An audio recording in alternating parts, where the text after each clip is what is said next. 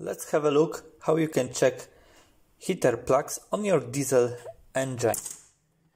You need to take multimeter and choose the resistance on the lowest volume, which is 200 on mine, and the resistance on good heater plug must be below 1 ohm.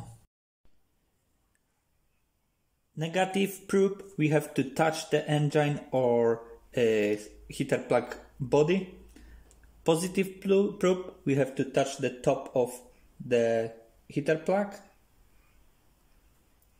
183. The other one the same, 0.9, which is good. So this one is faulty, this one is good. Just follow me for more videos.